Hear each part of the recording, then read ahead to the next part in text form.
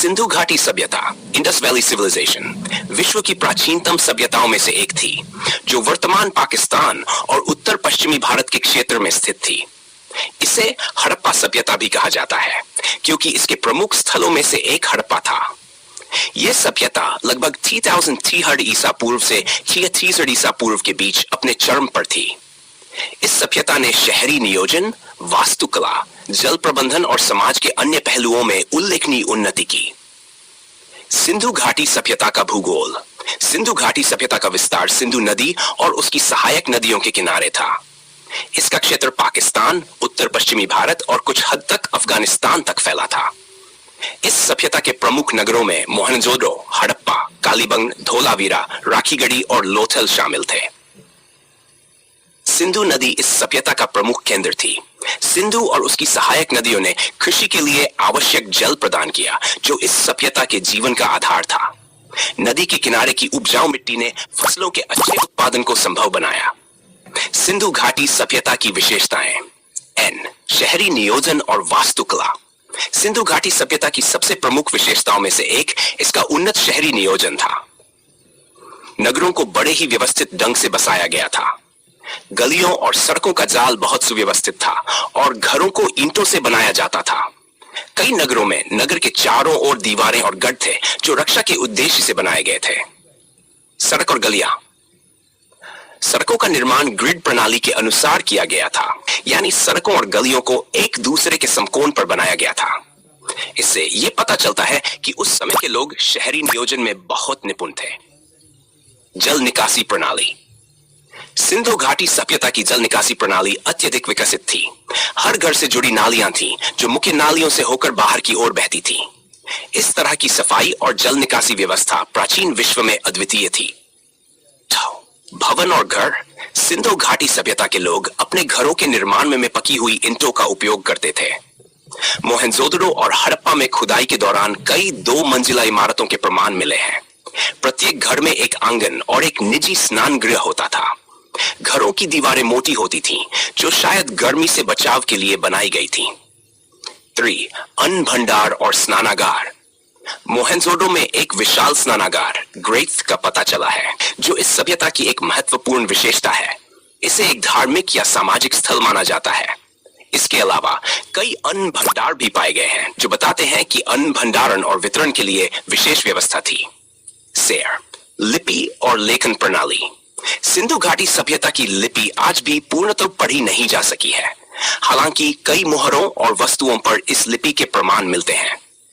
इस लिपि को चित्रलिपि, पिक्टोग्राफिक स्क्रिप्ट कहा जाता है, क्योंकि इसमें विभिन्न प्रकार के चित्रों का उपयोग किया गया है। यह सभ्यता साक्षर थी और लोग व्यापारिक और प्रशासनिक कार्यों के लिए लिखित भाषा का उपयोग करते थे। 5. आर्थिक व्यवस्था। सिंधु घाटी सभ्यता की अर्थव्यवस्था मुख्य रूप से कृषि पर आधारित थी। गेहूं, जौ, कपास, मटर और तिलहन की खेती यहां व्यापक रूप से की जाती थी। इसके अलावा लोग पशुपालन भी करते थे। बैल, भैंस, भेड़, बकरी और ऊंट जैसे पशुओं का पालन किया जाता था। व्यापार। सिंधु घाटी सभ्यता के लोग अन्य सभ्यताओं से व्यापार करते थे। मेसोपोटामिया से सिंधु घाटी सभ्यता के व्यापारिक संबंधों के प्रमाण मिले हैं। समुद्री व्यापार भी धोलावीरा और लोथल जैसे बंदरगाह नगरों से किया जाता था। सोना, चांदी, तांबा और कीमती पत्थर इस व्यापार में मुख्य वस्तुएं थीं। 6. धर्म और धार्मिक विश्वास। हालांकि सिंधु घाटी सभ्यता की धर्म संबंधी मान्यताओं के बारे में स्पष्ट जानकारी नहीं है, लेकिन पुरातत्वविदों ने कई धार्मिक प्रतीकों और मूर्तियों का पता लगाया है। पूजा अर्चना। कई मूर्तियां जैसे मातृदेवी और पशुपति, जो शिव का प्रारंभिक रूप माना जाता है, की मूर्तियां मिली हैं। ये संकेत देते हैं कि इस सभ्यता के लोग प्राकृतिक शक्तियों और मातृदेवियों की पूजा करते थे। धार्मिक स्थल। मोहनजोदड़ो में मिला महान स्नानागार एक धार्मिक अनुष्ठानिक स्थल हो सकता है, जहां लोग पवित्र स्नान करते होंगे। सामाजिक व्यवस्था। सिंधु घाटी सभ्यता में समाज कई वर्गों में विभाजित था। हालांकि वर्ण व्यवस्था जैसा कोई स्पष्ट प्रमाण नहीं है। 1. समाज का ढांचा। इस सभ्यता में एक उच्च संगठनात्मक ढांचा था। पुरातात्विक साक्ष्यों से पता चलता है कि समाज में कुछ लोग शासक या प्रशासक होते थे, जबकि अन्य लोग व्यापार, कृषि, निर्माण और कारीगरी में संलग्न होते थे। महिलाओं की स्थिति। महिलाओं की स्थिति के बारे में कोई स्पष्ट प्रमाण नहीं है, लेकिन मातृ देवी की मूर्तियों से यह संकेत मिलता है कि महिलाओं का एक विशेष धार्मिक महत्व था। हालांकि यह अनुमान लगाना कठिन है कि वे सामाजिक रूप से किस स्तर पर थीं। वह उत्सव और अनुष्ठान। पुरातात्विक साक्ष्यों से यह भी पता चलता है कि सिंधु घाटी सभ्यता के लोग त्योहार और अनुष्ठान मनाते थे। विभिन्न प्रकार की मूर्तियों और चित्रों में नृत्य और संगीत के दृश्य पाए गए हैं जो उत्सव की संस्कृति को दर्शाते हैं। सिंधु घाटी सभ्यता का पतन। सिंधु घाटी सभ्यता का पतन एक रहस्य बना हुआ है। इसके पतन के लिए कई सिद्धांत दिए गए हैं, जिनमें प्राकृतिक आपदाएं, जलवायु परिवर्तन, नदियों के मार्ग में परिवर्तन और बाहरी आक्रमण शामिल हैं। कुछ विशेष मानते हैं कि सिंधु नदी का प्रवाह बदलने से कृषि और जल स्रोतों की कमी हो गई होगी, जिससे सभ्यता का पतन हुआ। वहीं कुछ अन्य शोधकर्ताओं का मानना है कि आर्यों के आक्रमण के कारण इस सभ्यता का पतन हुआ होगा। हालांकि इस पर बहस अभी भी जारी है। निष्कर्ष।